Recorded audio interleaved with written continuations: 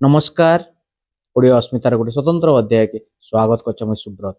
आज मन की बात थिला प्रधानमंत्री जेनता नियमित भावे से रविवार के मन की बात तांकर करसन।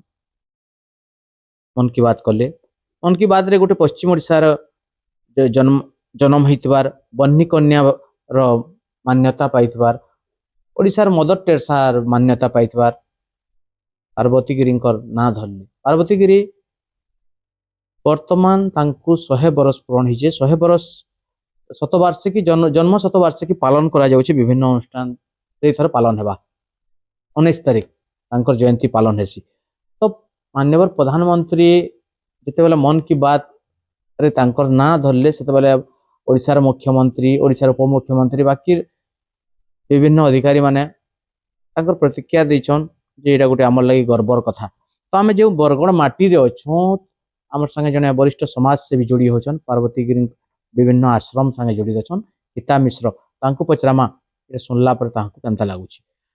स्वागत करछु आपनको। नमस्कार। मुझे गीता मिश्र बरगड़े रहूचे। आपण जेते बेले सुनले मन की बात मन की बात आज जेन सुनलो जेते प्रधानमंत्री निजे कहूछन पार्वती गिरी विषय रे से बहुत गर्व लागला। तेणु प्रधानमंत्री मुहर शुणला बेले बहुत खुशी लगला। हम निजे जेहेतु जड़ित अच्छु से जगह आपन से पाइकमाल आश्रम संगे भी जड़ित अछन। समली पद पाइकमाल आश्रम जड़ित अच्छे तांकर से हमर भल संपर्क होइतला। यदि जीवित अवस्था रे भी हमर संपर्क भल थिला। तो हमर महिला समिति बरगड़ महिला समिति से हमको डाकुतनु आउ आइसन थरे आइसन हम बहुत किछ होला उसे बहुत भल पाउतले हमको मन को बहुत भल पाउतले।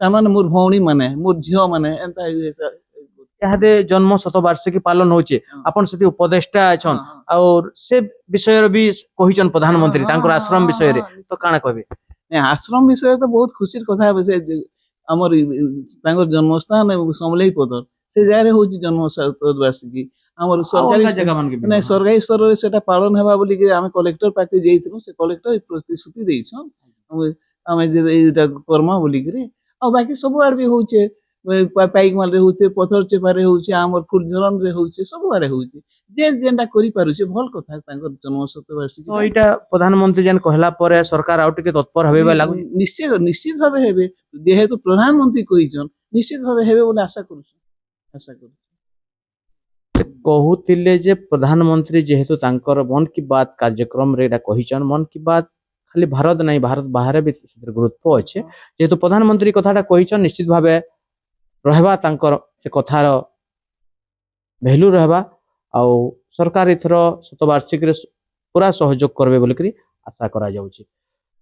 तो बाकी जेन माने युवपीढ़ी अछन तांकु पार्वती गिरींकर विषय रे पाठ्य पुस्तक रे शामिल हेबार निश्चित भाबे हेबार कथा समस्त केंदे जानबे भविष्य पीढ़ी रा केंदे जानबे हमर बन्नी कन्या पार्वती गिरी एंता गुटी जणे थिले महिषी महिला थिले पाठ्य पुस्तक शामिल हमार कथा हमर भविष्य पीढ़ी जानबे केंदे जदि पाठ्य पुस्तक शामिल नै हला बेले के पढु छी के जानु सोच तो जानि नै पारन ना से तांगु जदि पाठ्य पुस्तक शामिल हवा बेले निश्चित भाबे समस्त जानबे हमर एंता गुटी महिषी महिला थिले बोली जानबे करबार उचित।